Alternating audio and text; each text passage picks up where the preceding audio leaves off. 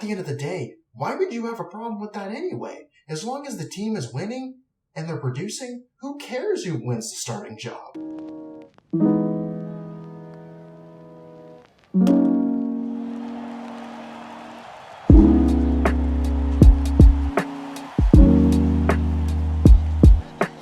What is going on, ladies and gentlemen? My name is Dillard, bringing you guys another podcast. This is the Yankee Way podcast, and I am here with my co-host, Mr. John. How are you doing, my good sir?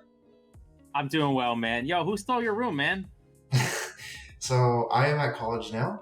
That is why there is a lot of echo. I will try my best to edit the echo out in Audacity. So instead of usually recording from OBS where I don't have to worry about a bunch of different files, now I have to do that because of the echo. So I will try my best to get rid of it. I did order some foams and this some tape, some really good adhesive that should be able to stick on my wall.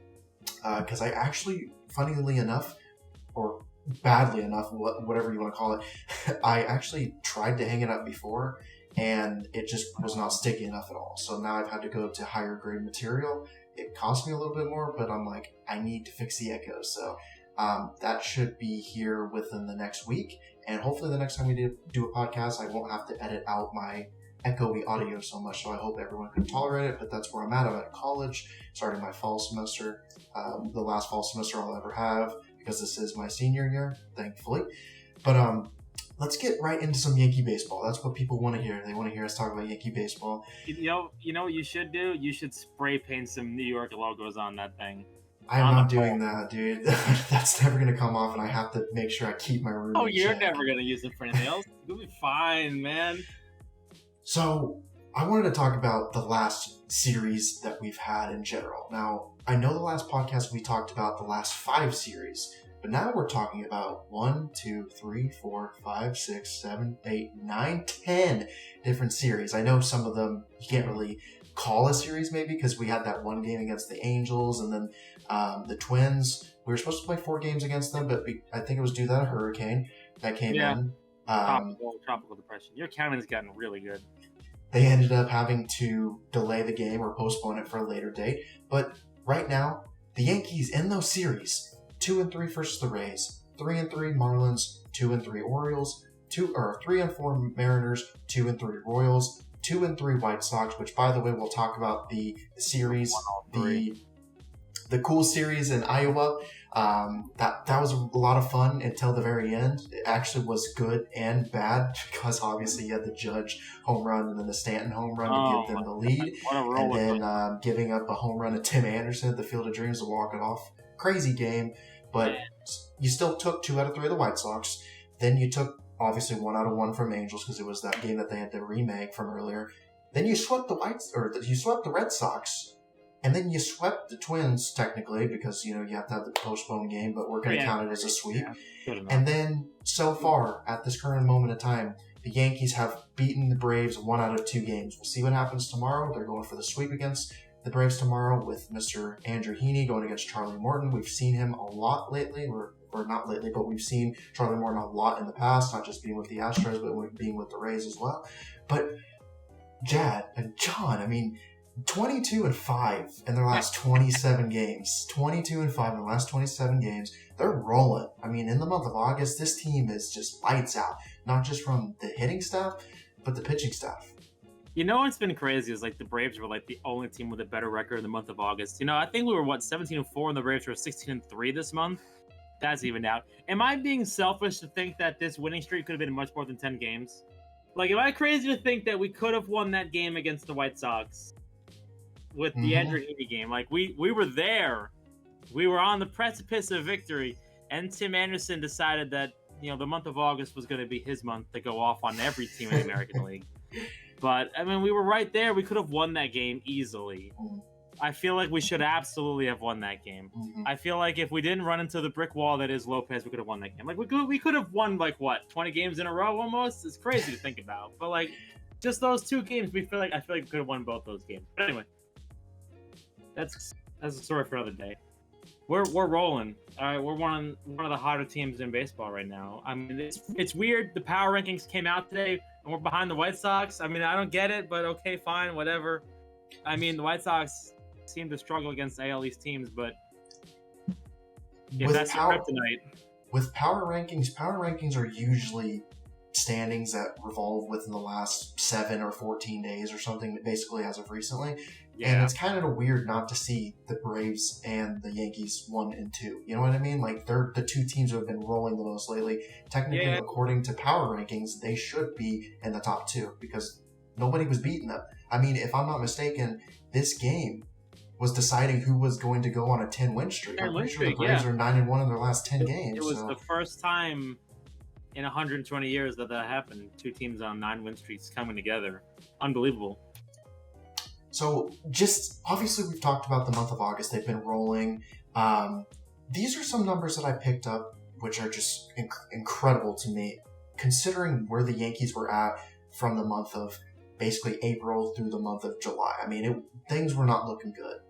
Not all of July, towards the end of the July, especially once the Yankees got Rizzo and then they got Gallo, things started to straight out a little bit, especially starting with the Marlins series. But since the month of August, this team's been rolling. First in BB percentage, they're working out a lot of long counts. A lot of people are getting on base. They're working out a lot of walks. You know how much I love walks.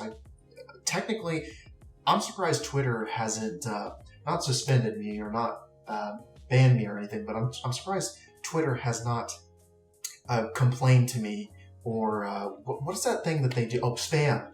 I'm surprised Twitter hasn't been like, oh, you can't spam this, because as many times as I say walk on Twitter, I'm like, I feel like I'm going to get put in timeout. Like, I can't tweet for a certain amount of time. Someone's going to blacklist that word. But yeah, the Yankees, I mean, they lead the league in BB percentage. They're walking, they're getting on base a lot. 4th in on base percentage, which explains also the 1st in BB percentage. 10th in OPS. So obviously most of the OPS is because they're walking and getting on base. Definitely would like to see the Yankees slug a little bit more. I think that's one department that they're lacking in, is the slugging department. But they're definitely getting the job done with situational hitting, and they're stealing a lot of bases, so it's working out. They're 7th in WRC+, 6th in F4. The stat that really blows my mind is that they're 4th in stolen bases. The Yankees are not usually known for their speed and stealing bases. Aaron Judge alone in the month of August has stolen 4 bases. He has 24 stolen bases in his entire career, and I think you said before the podcast, 6 stolen bases this year alone. Yeah, he has 3 times as many stolen bases as Brett Gardner does, which is unbelievable if you ask me. I mean,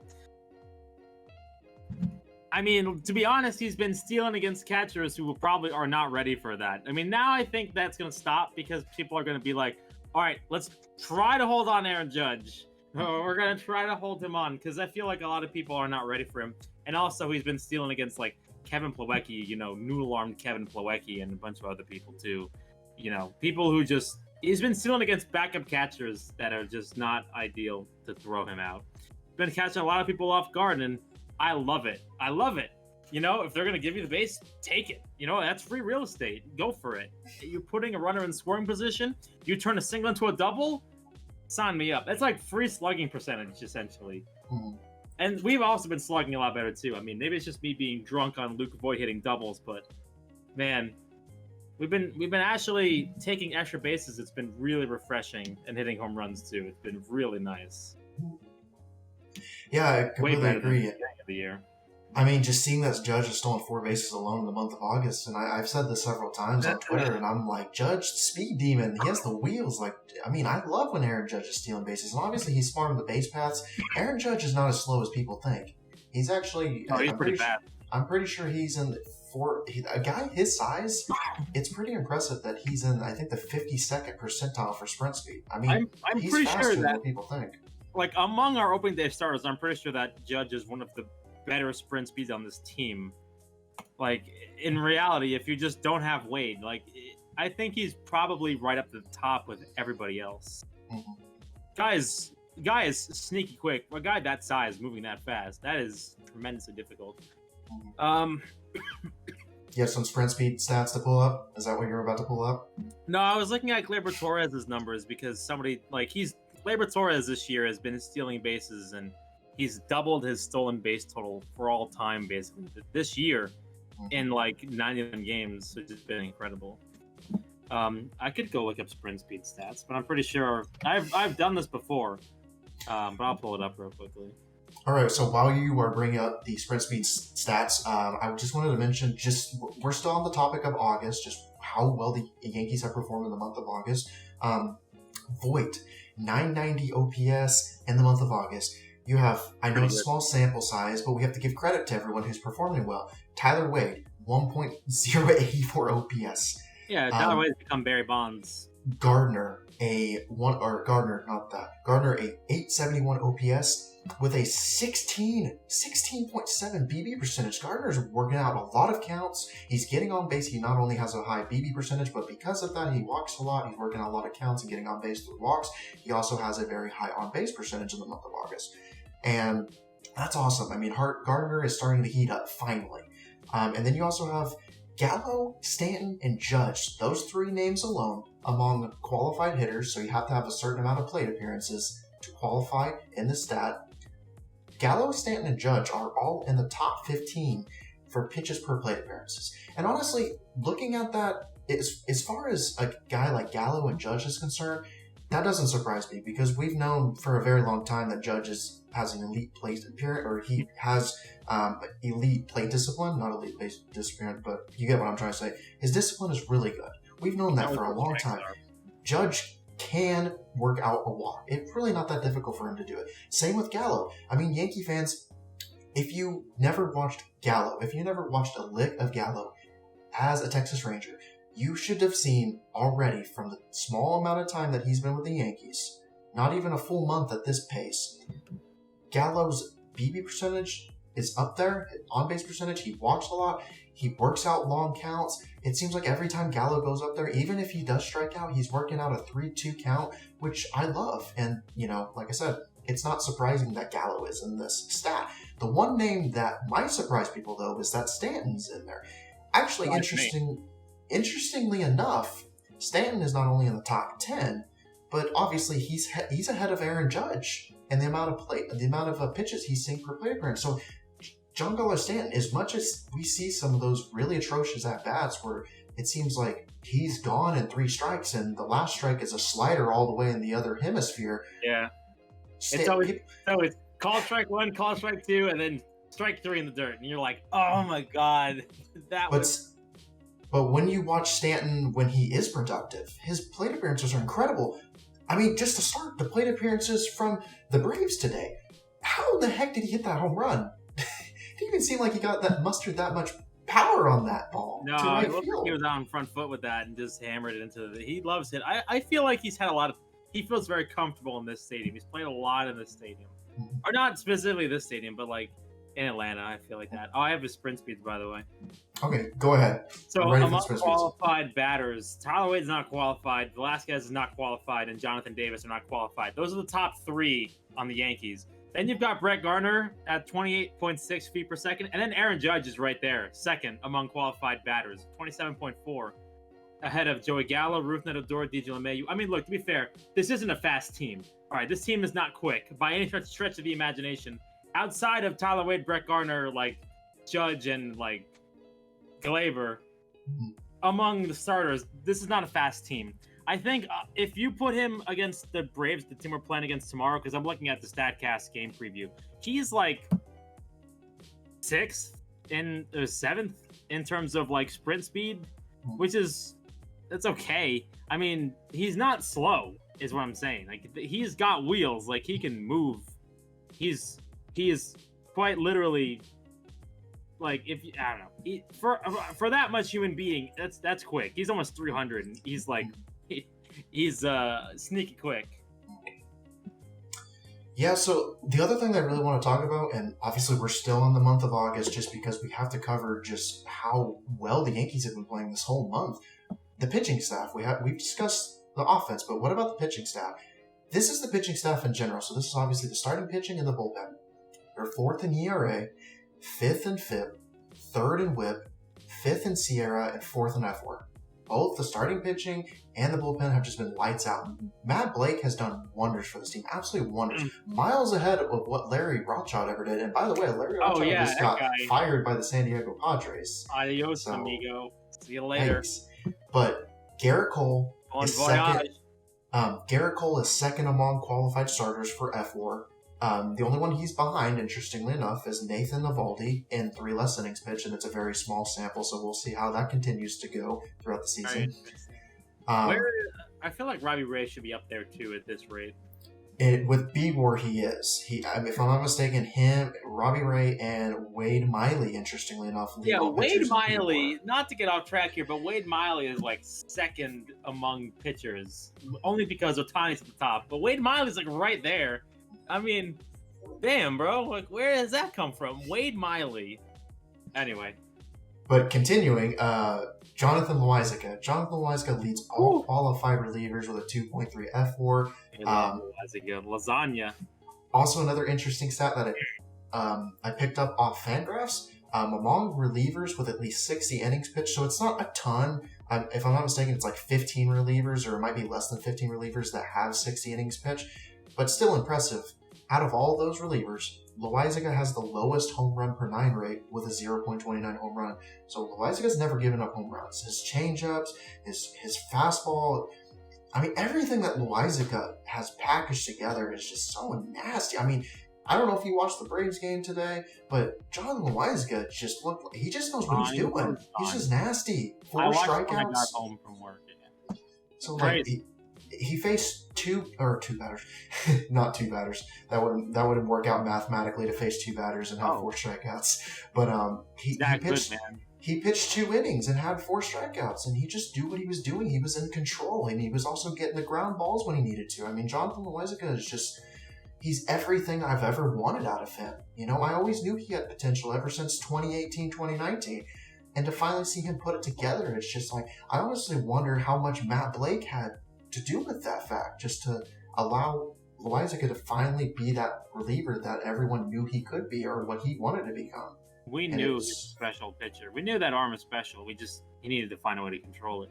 I think I saw a stat somewhere, and I don't know where it was specifically, and I don't know if it was this year specifically, but I saw it where he's like second among pitchers in situations where he pitches for more than 1 1/3 inning and allows no runs. Like second only to, like, I think it was Garrett Richards. I think it was. I don't remember where. I'm looking for the stat right now, and I can't find it. But if I find it, I'll give you the exact number. He's like 20 appearances where he's pitched more than 1 1/3 innings and allowed no runs. The guy is just, I don't know how anybody hits the guy. It's the same, like, I don't understand. Throws 100-mile-an-hour sinker, an 89-mile-an-hour curveball, and 92-mile-an-hour changeup. How does anybody hit this guy? I don't get it. It makes no sense. And he mixes up his pitches just Batting so well, average too. should be 0. I mean, no kidding. I mean, Jonathan Loaisiga has been nailed. I mean, it proves it. All the stats from his ERA to his FIP, his Sierra to his F4. I mean, every stat, also the home runs per 9.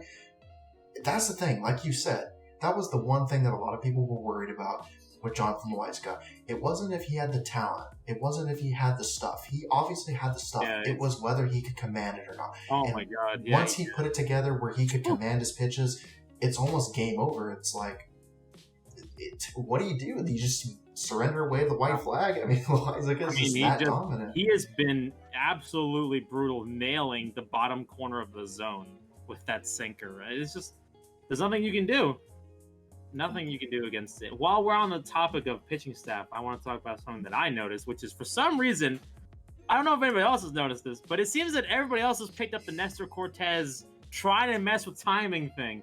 Like, I saw Albert Abreu with the leg hang, and he throws 100 miles an hour, trying to mess with timing today. Wandy Peralta tried to mess with timing and gave up a double, because why not?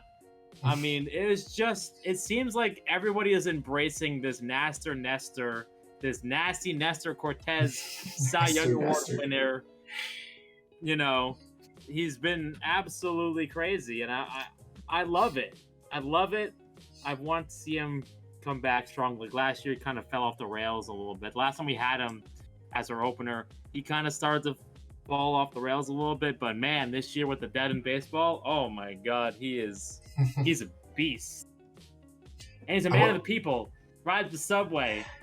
I wanted to ask you something about that. I want to ask you about your something about the whole Nestor thing, where pitchers are seeming to do what he does, where they kind of just let their legs dangle and just mess up the timing. Do you think that has to do with the fact that the other day, I think it was against the White Sox when they were warming up, but the entire pitching staff has a nasty Nestor shirt I that they got from love it, nowhere. dude. He has become. I don't know anyone who doesn't love watching him pitch. Like, it's just so much fun to watch him pitch because he just makes me smile and laugh because of all the wacky things he does on the mound. It's just so entertaining. He's not vanilla. Like, he's got different arm slots. He's got different windups. He tries to, like, he knows he can't blow it by you, although he has overpowering 89-mile-an-hour fastballs. Like, let's be real here. But he knows he can't get by with velocity alone, and he tries everything he can. I mean, if Nestor Cortez existed 20 years ago, he's the guy who was like the guy from Major League who was like got like the every sort of thing on the baseball. Like, he's that guy. I forget his name. It's like he rubs a little bit of jalapeno in his nose whenever he needs to get a little more drop on his curveball. You know what I mean? Like, that's what he is, and I love it. He's like an old-timey pitcher. Although this would never fly back in the old days. But I love watching it. It's so much fun. So there's two other topics I want to talk about real quick. One of them has nothing to do with the Yankees, so we'll save that for last. Wow. We'll save that topic for last. I have a question for you too after your topic. Okay, so this is the last topic that I have that's surrounding the Yankees before you say something, and then we'll get on to the topic that has really nothing to do with the Yankees. A little bit, but not too much. You can tell we planned this out very well. We're flying by the seat of our pants here.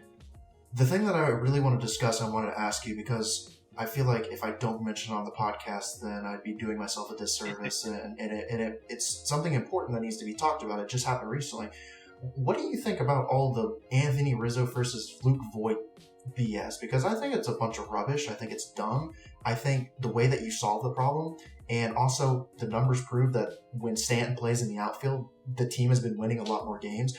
Your solution is Stanton plays in the field, and then you also have Voight DH, and then you have Rizzo plays first base because Rizzo's also got the plus arm, or not the plus arm, but the plus glove. That's your simple fix. I know right now you can't do that because you're playing the Braves and you're forced to have a pitcher hit. That's unfortunate. You can't do anything about that. Because pitchers hitting is garbage.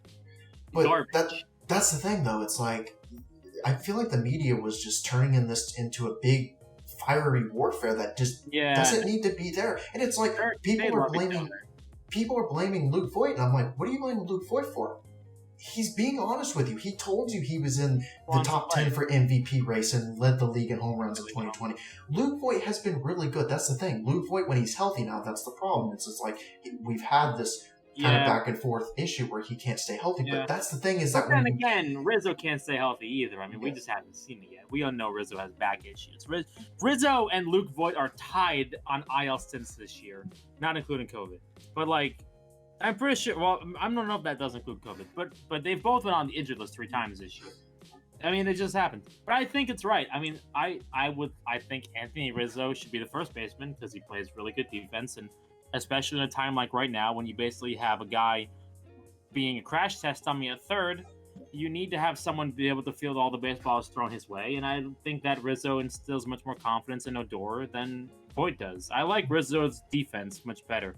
I think Voight really does work as a DH. I think that you need to play Stanton in the field, and unfortunately, if Brett Gardner is the victim, Brett Gardner was never meant to play the outfield every day. Let's remember this. Our outfield was supposed to be like Clint Frazier, Judge, and Aaron Hicks, and Gardner was supposed to be the backup guy. And now everybody, look, we need to go back to that. Like, Brett Gardner is not supposed to be the everyday outfielder. He's supposed to be there to give you days off. Like, he's not supposed to be the everyday outfielder. I know he's on fire right now. Obviously, he's turning back into Barry Bonds. He's found the fountain of youth, yada yada.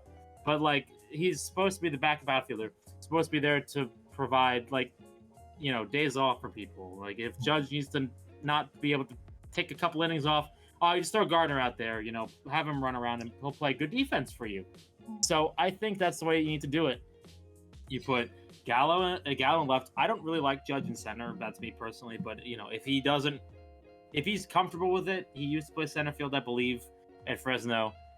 Then do it, and then Stanton in right. I mean, look, Stanton has been great in right. I'm not great. He's been solid. Like, he's made the plays. He hasn't made any mistakes.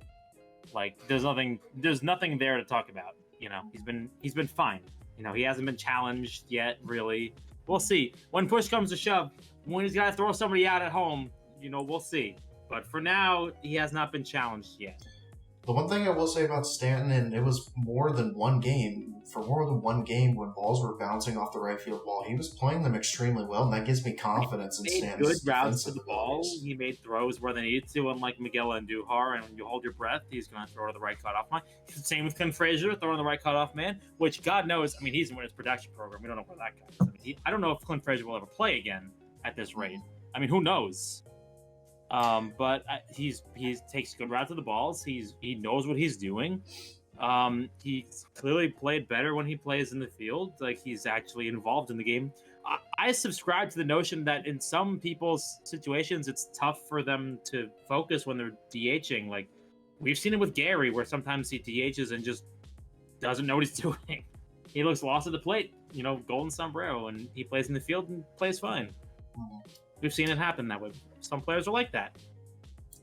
So the last thing I just kind of wanted to point, just with the whole Rizzo, Luke Voight thing, is obviously both of us said what the solution was. We don't need to go more in detail into that. But I think it was just the whole thing that the media tried to have it backfire in the Yankees' face was just ridiculous. It was dumb, trying to make it a competition, and then people on Twitter and social media and Facebook and all that saying that they don't agree with Luke Voight, and I'm like, why? Luke Voight, he has points. Like I said earlier, top 10 in MVP voting in 2020, led the league in home runs, and he also produced quite a bit in 2019 as well.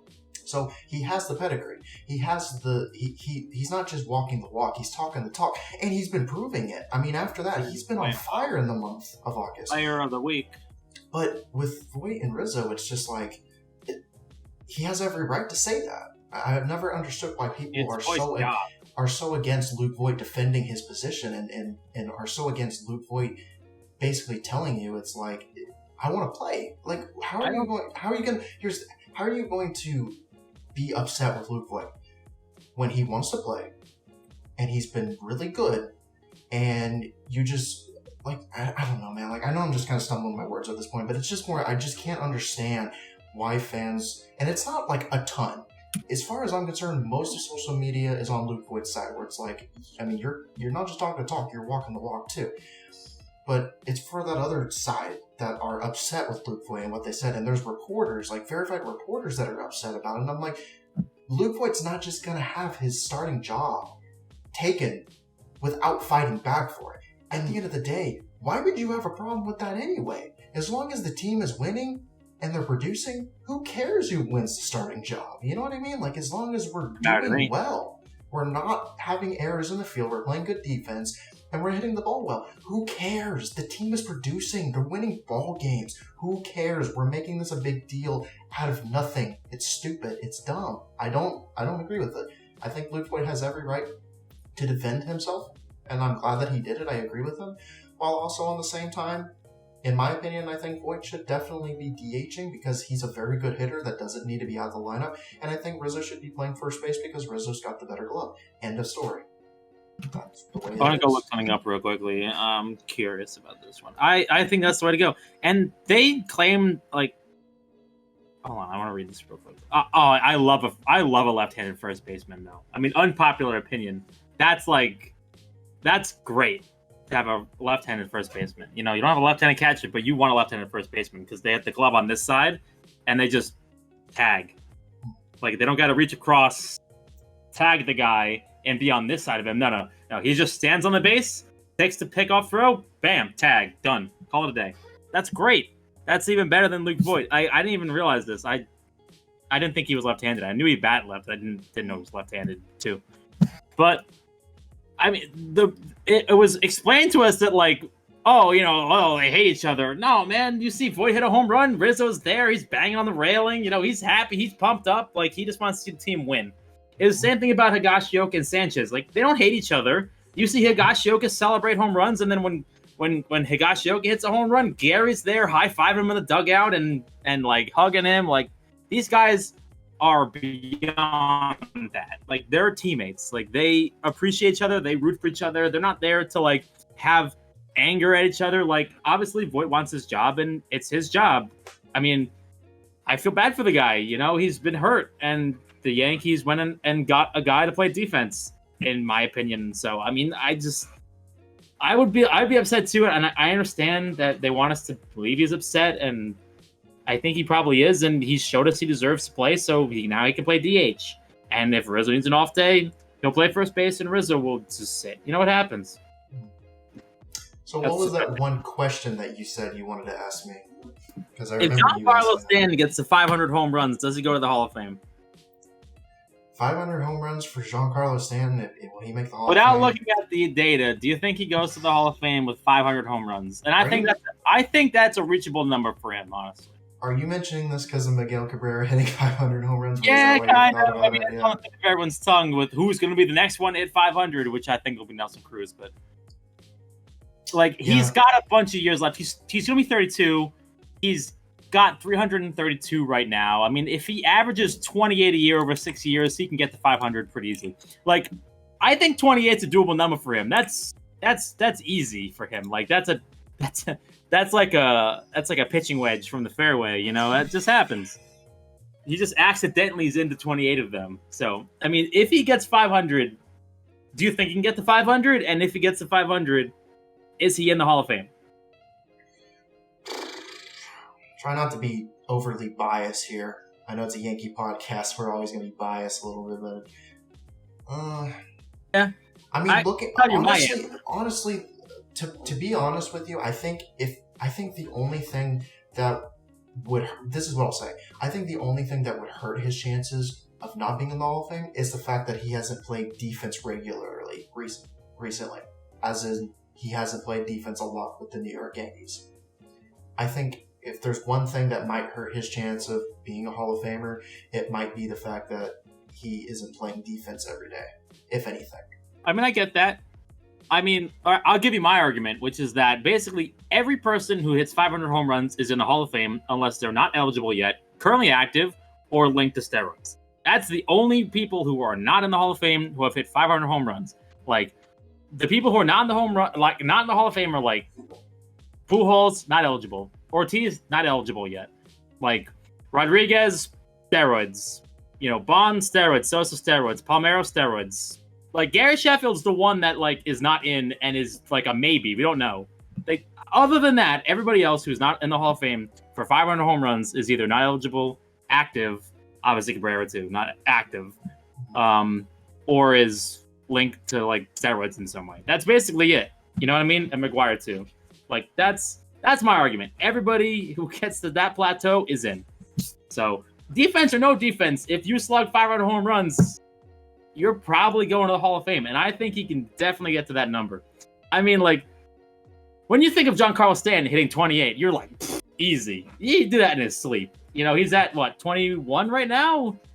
And he basically just kind of had a weird year.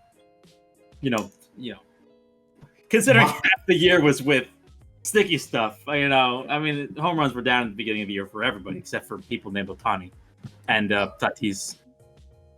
My personal opinion, I would probably agree with you. Just to say, obviously, 500 club. I mean, there's not too many people who can say they've hit a high. Even if he's not a Yankee, he was a Marlin.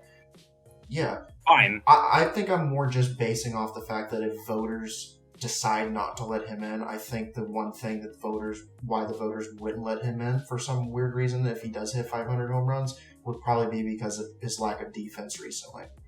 But Nelson Cruz has basically been a DH forever, and I think Ortiz is probably going to go in anyway. So, I mean, if Ortiz goes in, then that's it. Floodgates are open. He's going in. And I would also argue that, obviously, well, we'll see. I mean, I think, obviously, everyone thinks Cabrera's immediate first ballot because, he's God. Mm-hmm. So, I don't know. We'll see. I think he gets in for sure if he gets to 500. I think he might get in anyway. Mm-hmm. Yeah, we'll see. The last topic I wanted to talk to you about, and like I said, it kind of relates to the Yankees a little bit, but not a ton. It's kind of surprising that I'd be maybe talking to you about this, but I think I want to get your opinion on it before we do the podcast because everyone else can click away. As a Yankee fan, I watch them all the time because obviously they're division rivals, so I keep up with them all the time. What do you think about the drastic drop, the drastic just downhill spiral that the Red Sox have encountered? God, man. Rough. I think their pitching was really overrated, and I think that it was clinging on for dear life, and then it just it. Do you know how hitting is contagious? I feel like bad pitching is contagious. It's just like their bullpen has been dreadful. I mean, like their only good pieces of their bullpen has been like Garrett Richards and like. I feel like that this was just inevitable that they were going to hit a rough spot where, the offense kind of sputtered a little bit, and then that kind of like removed the curtain back from their pitching staff. I feel like that, like their pitching has been kind of mediocre, and it just the house of cards finally fell down. So they haven't been pitching well, and they haven't been scoring a million runs to support it. So therefore, they just went into a downward spiral. It just kind of all culminated at once at the worst time they could have it happen. I mean, literally, like they went from first to third so dramatically, and now Red Sox fans are panicking because the Blue Jays are right behind them. So they're playing in a very tough division. Their pitching staff, like, there's a reason why that team was kind of so lowly rated, because their pitching staff was a big question mark. I mean, what was Eduardo Rodriguez going to be coming back? And Evaldi's kind of been, Evaldi, but everybody else is just kind of like, we don't know. It's been a mess. Isn't like Matt Barnes on? Is Matt Barnes hurt right now? I'm not sure. I know I haven't seen him in a while. I have not seen him in a long time. It makes me wonder where he is. I was going to say just about the Red Sox, just a little point I wanted to make about them. Even like just this last series where, I mean, I know they beat the Rangers 2-3, but they almost lost the series to the Rangers, and they struggled against the Rangers. That's the Rangers that the Red Sox should be struggling against. The Rangers were that close. They had it. They literally had it, and then they pulled the Yankees and said, "No, thank you. We don't want it." We're one strike away, one out, and then Devers just ties the game up. It's like, Matt Barnes pitched today and completely blew the save and almost caused them to lose. Well, he's probably got some problems right now.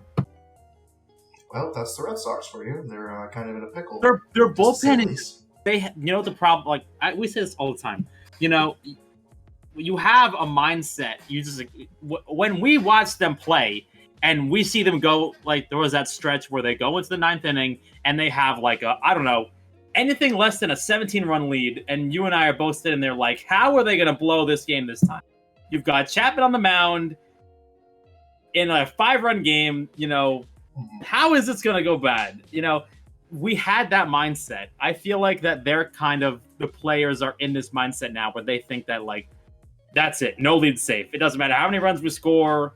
The pitching staff's going to throw up and give it up again. Like they're at this point of the season now, and every team goes through this. So, that's just baseball. Over 162, everyone's going to go through their ups and downs. And unfortunately, they're in a serious down right now. I think they're 4-6 in their last 10. It's rough. All right, so I think that's pretty much enough topics that we've discussed on the podcast. Almost going for 40 minutes now. I'm sorry. They're 5-5. Excuse me. Damn, Blue Jays are 3-7. Yikes. So yeah, that's about it for today's podcast. If you guys did enjoy the podcast, definitely make sure you like, subscribe, let us know in the comment section what you'd like us to discuss in the future, and we will see you guys on the next podcast. Let us know if you guys think that by the next podcast, the Orioles will actually win a baseball game, because I'm not sure anymore. Let us know in the comment section if you think the Orioles will ever win a baseball game.